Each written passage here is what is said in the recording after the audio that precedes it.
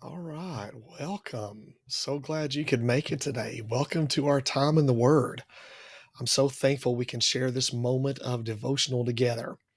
And today we're looking into the topic God honors.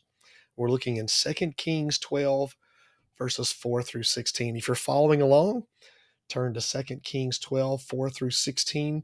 Or if you are multitasking, then feel free to listen as we'll be reading the scriptures as well. There's an old saying that goes, many people don't plan to fail, they just fail to plan. Some may fail to consider how long it will take to complete a project. Others are busy doing many things, but they don't prioritize the most important projects. We may be overwhelmed with the enormity of the task, so we put it off hoping it will take care of itself. Eventually, we reveal our priorities in the tasks we actually complete. For what we think is important, those are the things that we actually get done. So, in order to understand how all this operates under our theme today, and that is God honors, we need to think about the context, what's going on here. Well, we studied in our last study together about Jehu, the king of Israel. He killed Ahaziah, the king of Judah. Ahaziah's mother, her name was Athaliah, assumed control over Judah. Jehoiada, the priest, protected Ahaziah's son, his name was Joash, from Athaliah's attempt to kill all the royal line. And this was a common practice when monarchs took to the throne during this time. They would wipe out the family line of their rivals, those who had been in power previously. Sometimes even going so far as to even taking out their servants and their household slaves. Well, after some time, Jehoiada arranged with others to crown Joash king, and Athaliah was put to death. Jehoiada then helped bring spiritual reform to Judah, and Joash served the Lord well. Joash oversaw the repair of damage that had occurred to the temple, but tragically, at the end of his reign, he forgot Jehoiada's kindness to him and murdered Jehoiada's son when the son spoke against Joash. When Joash suffered defeat from Aram, his servants conspired against him and killed him. We see a lot of strange names and a lot of bizarre fast deaths here. This is the history, the line of all these different kings that have taken place there that emphasizes with us once again. These names are not familiar to us, they're unfamiliar. We're not accustomed to them. We don't know this culture. That's why it's so important in your Bible study that you study Jewish culture and historical context so you can know when and for whom these books of the Bible have been written. Well, after this, Jehoahaz became king over Israel and regularly battled against King Hazael of Aram. And remember, Aram is what we know as Syria today. Jehoahaz's son, Joash, also followed in his father's evil ways. And during Joash's days, Elisha the prophet died. But God continued to extend grace toward his wayward people anyway. Aren't you glad that he still does that today? Meanwhile, in Judah, Amaziah became king and defeated Edom soundly. However, when he challenged Israel to battle, King Joash of Israel defeated him. And eventually Amaziah's servants conspired against him, killed him, and appointed Azariah, his son, as king. In the north, Jeroboam II became king and enjoyed military success, but he, like his predecessors before him, followed in sinful ways and practices. In Judah, Azariah, also known as Uzziah, followed the Lord and subdued the Philistines. However, the king's pride led to his attempt to usurp the priestly duties for himself. Kings were not to act as priests. And the Lord struck him with leprosy. A series of evil kings reigned over Israel. Zechariah and Shallum reigned a total of only 7 months. Menahem, the king, reigned 10 years, and he saw the Assyrian army invade his territory. His son, Pekahiah, lasted only 2 years before his servants killed him and named Pekah as his successor. During Pekah's reign, Israel and Aram joined forces against Judah and fought against both Jotham and Ahaz and Jotham's son. Tragically, instead of seeking the Lord, Ahaz sought Assyria's help. And after Damascus, Aram's capital, fell to Assyria, Ahaz traveled there to meet the king of Assyria and even built an altar in Jerusalem like the altar in Damascus. When Ahaz died, his son Hezekiah reigned over Judah. Well, now let's explore the text. Let's look at the first part of today's passage. We begin to see the problem. Looking at the problem, we'll start looking at 2 Kings chapter 12, verses 4 through 8. Starting with verse 4, Joash said to the priests, "Collect all the money that is brought as sacred offerings to the temple of the Lord, the money collected in the census, the money received from personal vows, and the money brought voluntarily to the temple. Let every priest receive the money from one of the treasurers, then use it to repair whatever damage is found in the temple." The first recorded action we see here is that Joash took in a method to demonstrate his faithfulness to God was to go and speak to the priests about repairing God's house. We see here the king prioritized repairs for the temple so everyone could worship at a place that truly honored God. The priests would oversee the project. They would not necessarily do the physical labor, but would supervise those who did. The king explained the funding for the temple repair would come from the money that came in from certain sources. And so the priests were to use the money that's brought as sacred offerings to the temple of the Lord. This translates money that's brought as a general expression to divide the money up into categories. And Joash was even going to divide it up into additional categories. So the first category, he said, was those that are brought as sacred offerings. It was part of their regular worship service. Then he said the money collected in the census. This had its origin back in Exodus chapter 30, where the Lord instructed his people to bring a half shekel per person to the sanctuary. Other worshipers might bring the money received from personal vows. Perhaps they had made a vow out of gratitude, or perhaps they had promised to bring a certain offering if God answered their prayer. The law of Moses provided detailed instructions on vows and urged the people to keep any vows they made to God. They did not have to make vows, but if they did, Ecclesiastes 5:4 through 5 specifically tells you must honor your vows. Now, that's an important lesson for us today. You don't have to make a vow, but when you do, God holds it to a special standard. We must honor our vows. The king also commanded that the funding include the money brought voluntarily to the temple. Worshippers were always free to bring an offering simply because their hearts prompted them to do so. Sometimes such an offering might be a fellowship offering of an animal, but instead people might also bring a monetary gift.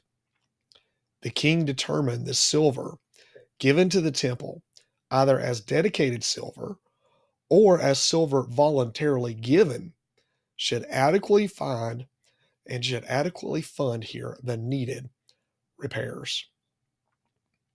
It should give enough money to do everything they needed to do to repair the temple. He even went so far as to instruct the Levites to go to Judah's cities and invite contributions above and beyond what the people had been given at the time. The king instructed, let every priest receive the money from one of the treasurers. This word treasurers can relate to a word that means to sell. And if so, this can even indicate an accountant or a bookkeeper of some sort. See, accountants and bookkeepers out there, your job is very important in the ministry of God. Very important. Others suggest the word may mean acquaintance and be a general term for coworker or neighbor. Regardless, the priest would receive the money and would distribute it appropriately to fund the various aspects of the work. These workers would take responsibility to repair whatever damage is found in the temple. Certainly, ordinary wear had occurred over the 125 years since Solomon had completed the work, and other incidents may have even caused more significant damage. In fact, the sons of evil Queen Athaliah may have even caused temple damage when they looted it to secure objects for Baal worship. That's recorded for us in 2 Chronicles chapter 24 and verse 7. So in other words, he noticed that the house of the Lord needed to be taken care of, and he wanted to use all the resources of God's people to tend to and see to God's house. That's a great and an important lesson for us today as God's people. We should always be looking out for God's house. It's so sad to see a church that has been abandoned or fallen into disrepair. That is on us as God's people. And it's important that we take care of the buildings and the structures that God has given us in our own stewardship. Well, let's look at how it continues on here in verses 6 through 8. Let's start with verse 6. But by the 23rd year of King Joash, the priest still had not repaired the temple. Therefore, King Joash summoned Jehoiada the priest and the other priests and asked them, why aren't you repairing the damage done to the temple? Take no more money from your treasurers, but hand it over for repairing the temple. The priests agreed that they would not collect any more money from the people and that they would not repair the temple themselves. This 23rd year of King Joash was 813 BC. 2 Chronicles 24:1 records that Joash became king at age 7, and he reigned for 40 years. The text does not tell us in what year Joash instructed the priest to begin the temple repair, but perhaps he had reigned a few years when he did so. Joash became impatient because the priests still had not repaired the temple. It seems likely they had failed to prioritize this important project, or perhaps even their usual duties occupied so much of their time, and they decided everything was okay as it was. But since the king was allocating financial resources here toward the project, he wanted to ensure that the money was going where it needed to go. In any case, the priests had failed to complete the repairs, and the Lord's house continued to display noticeable damage. So King Joash summoned Jehoiada the priest and the other priests. And Jehoiada is the one who had saved the king's life and nurtured him until the day that he had become king. So the two undoubtedly had a close relationship. It must have pained the king to have to call out his spiritual advisor and former guardian in front of everyone. But Joash's priority was to repair the temple, for the likely visible damage reflected poorly on the nation's relationship with their God. What do the structures and the way we take care of this structure, the body, the temple of the Holy Spirit, what does that say about how we reflect on the ministry of the gospel? How does that reflect on our relationship with God? How we treat our bodies and how we take care of our bodies, it matters. how we treat our church buildings and how we take care of our church buildings. It matters. Joash knew that, and he was prioritizing it here. And he wanted to see what, hey, the resources are there. You need to get it done. Just get it done. So Joash asked the priest, he said, why aren't you repairing the damage done to the temple? Presumably, they had no good answer, though they, more than anyone else, should have concerns over the conditions of the temple. They were the ones who served there and who functioned as mediators between God and his people. Therefore, Joash instructed the priests, he said, take no more money from the treasuries and from the treasurers. And this word treasurers, we talked about back in verse 5. He was relieving them of their duties to oversee the work. He said, instead, hand it over for repairing of the temple. In other words, the king is going to assign the task to faithful workers who have expertise in that area, who would ensure the task completion. It's a difficult thing to turn over and to delegate work on a project. Because have you ever heard the old phrase, oh, if you want something done right, you just need to do it yourself?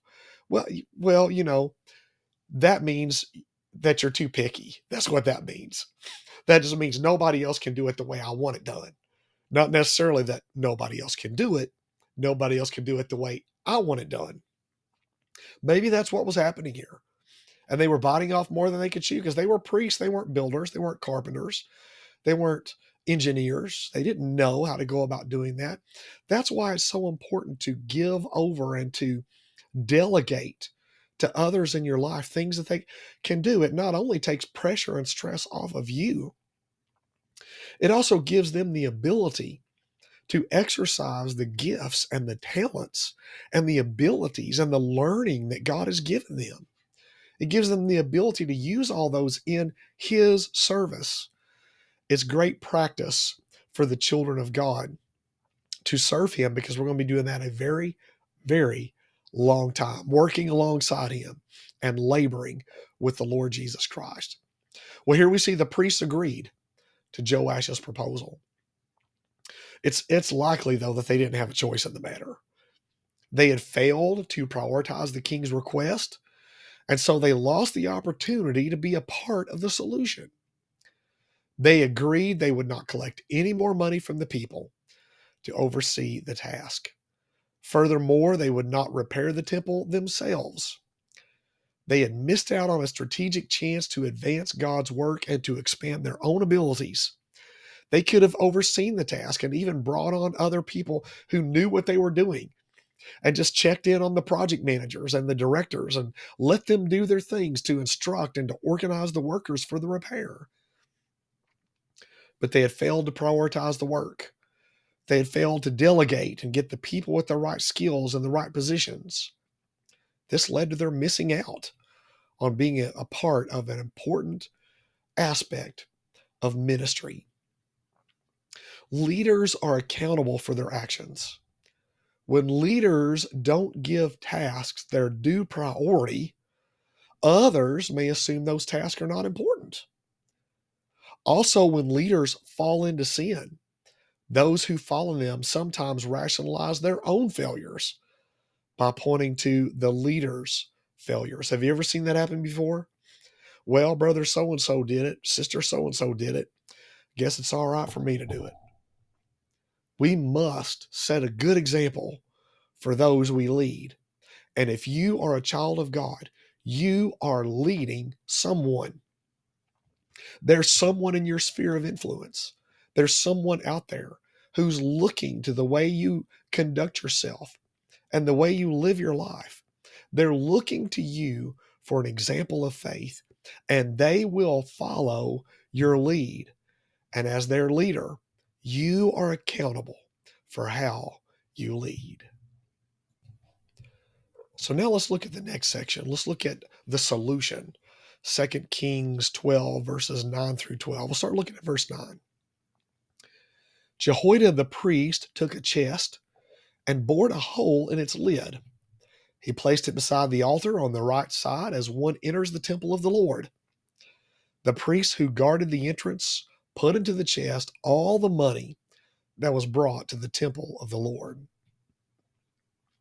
Following the king's directive, Jehoiada the priest instituted a new system to fund the temple repairs.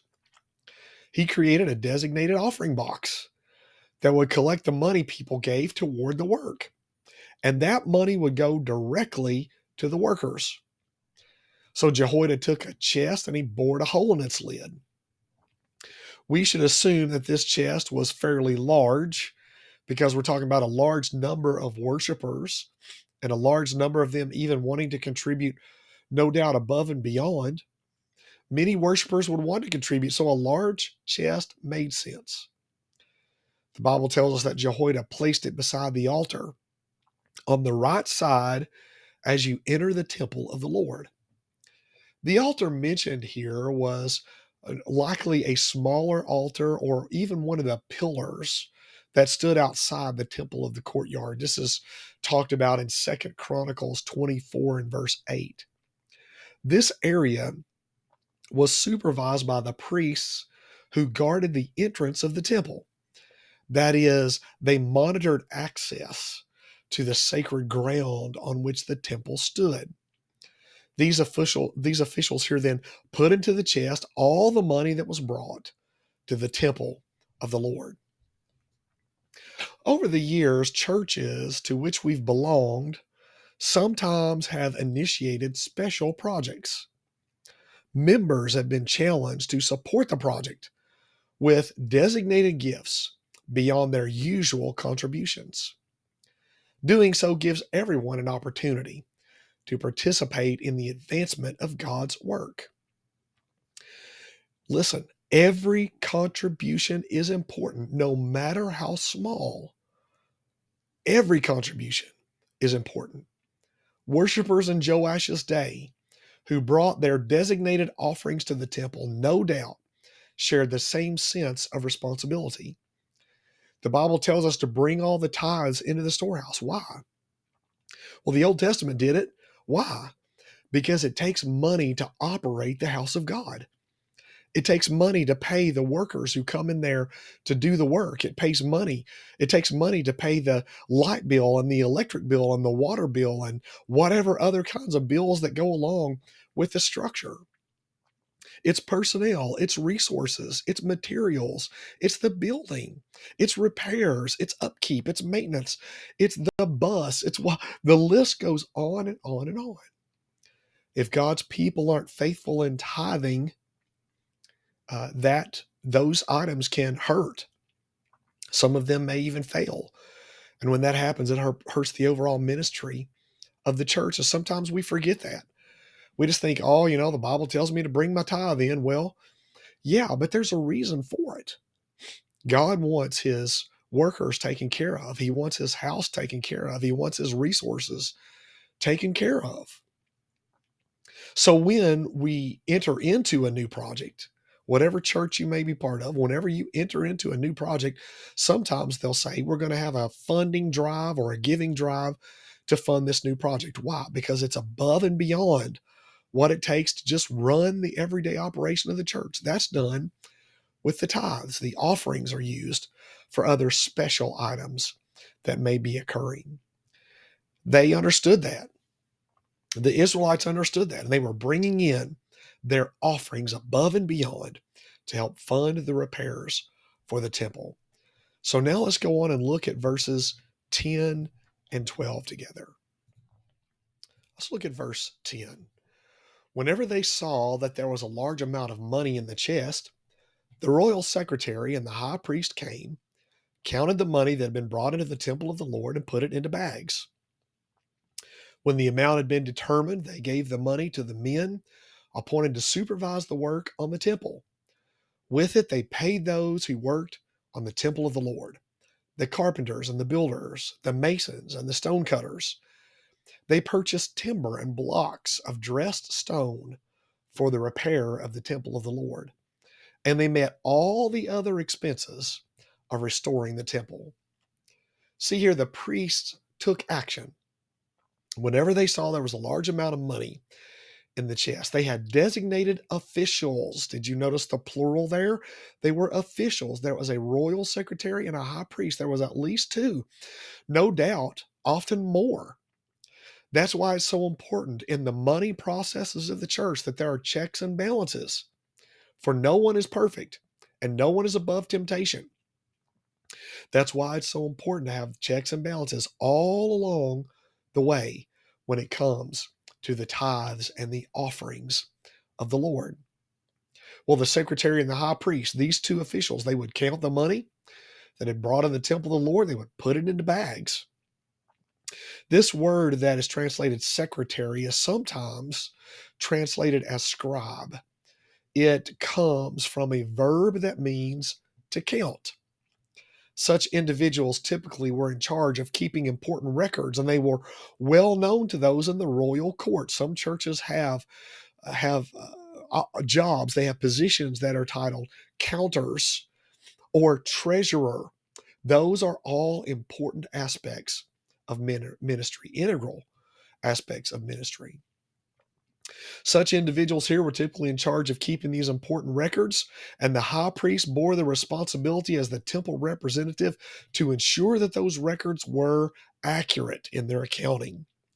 Having the king's secretary and the high priest involved in the process ensured both palace and priesthood oversaw the project and provided mutual accountability. Mutual accountability is key when it comes to the Lord's work and to handling the Lord's finances. Once they had gathered the funds, Jehoiada and the king's secretary gave the money to the men appointed to supervise the work on the temple. The priests had failed to oversee the work, so now the money would go directly to those who oversaw the repairs being done. These overseers paid those who worked on the temple of the Lord, that is, to those doing the physical repair work. The money thus went from those who were accounted for it to the supervisor of the workers and then on to the workers themselves. It reached the people it needed to reach to fund the work of the ministry. The text here mentions four specific groups of workers. First, it talks about the carpenters. This word carpenter literally means workers of wood. Jesus Epitropus, that is his foster father Joseph, was a carpenter. He was a worker of wood, which meant Jesus likely as well had great skills when it came to carpentry. If they patterned their work after that in Solomon's day, they likely worked with cedar. Cedar was one of the favorite types of wood that they worked with in this day. Second, the text goes on to mention the builders. This talks about general construction workers. They can apply their many skills where they were needed and support the work of others as they did the actual building and labor that it took to put things together. The third group was the masons. These were craftsmen who were skilled in working and in shaping and carving brick and stone. They could also lay it and they could have a foundation. They were very important parts of the building process. They could help repair breaches in the temple as well. And then fourth, there were the stone cutters who would work with stones of all sizes. That is, they could reshape the stones to repair damaged areas in the temple to make sure they were cut precisely, or maybe even shape them in some other form that might be needed in a certain area of the temple.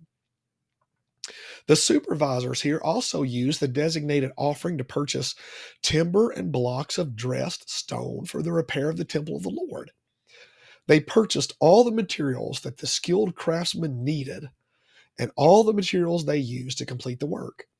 There's so many materials that are purchased behind the scenes in the church that we often don't realize that enables the workers, the laborers, to have the materials they need to do their labors, to do their ministry. All the other expenses of restoring the temple also came from this fund, the Bible tells us in this passage. This expression likely refers to the many incidental costs that arise during the work on this significant project. And if you've ever done a remodeling project in your life, you know there are incidental costs that come up, costs you didn't expect, or even changes in the costs of certain things along the way. God expects his people to take care of their financial obligations. Jesus challenged us to use our earthly resources to invest in eternity. He talks about that very clearly in Matthew 6, verses 19 through 21. People who sacrifice generously to give to God's work find that they can never outgive God. His blessing on our lives far exceeds anything that we can give and anything that we can do. At the same time, churches should strategically invest and plan their budgets. Each local church must prayerfully determine how to allocate its resources for maximum kingdom impact.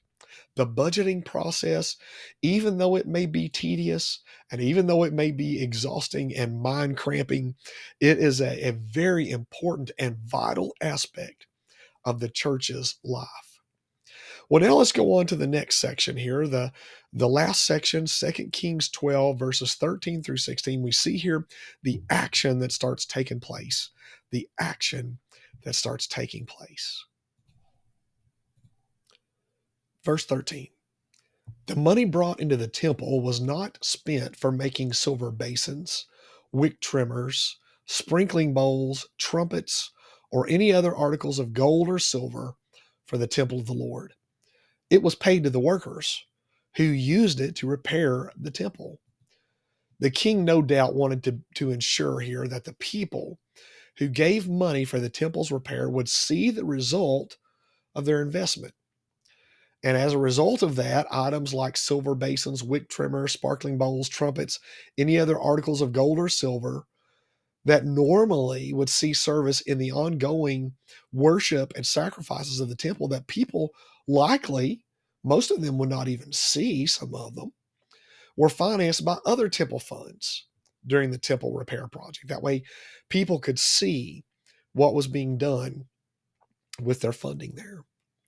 Indeed, many such items played an important role in worship, but they were funded by the temple treasury, not by the designated funds that were given by God's people.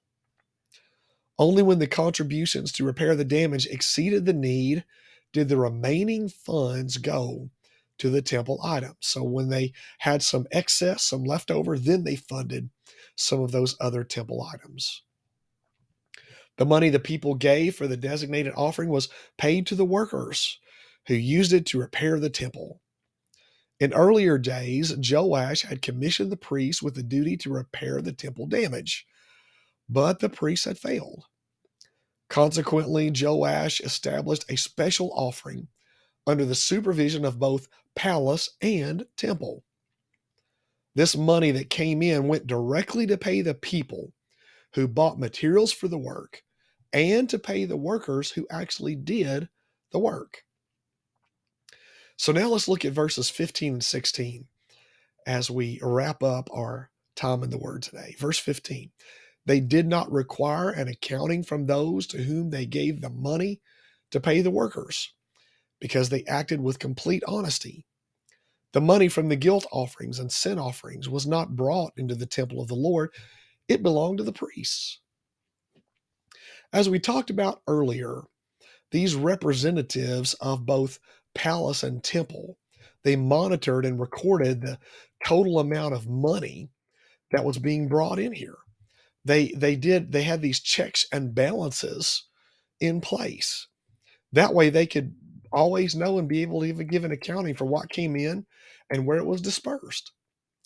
However, they did not require an accounting for those for whom they gave the money to pay the workers. At least two officials, one from the palace, one from the temple, knew how much money went into the project. But those who supervised the work, they acted with complete honesty. So no accounting was required from them. A believer's integrity in business. That's what we're talking about here.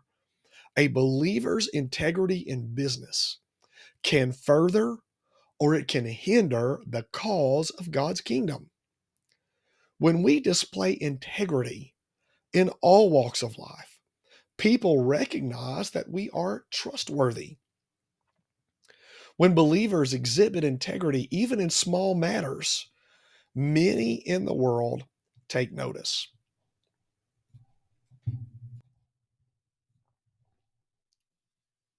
The character trait of integrity, it's important. It grows in a person over time, but it can be lost quickly by one foolish choice, just a single one. Believers should always pray that God will help them to live lives of integrity in all matters of life.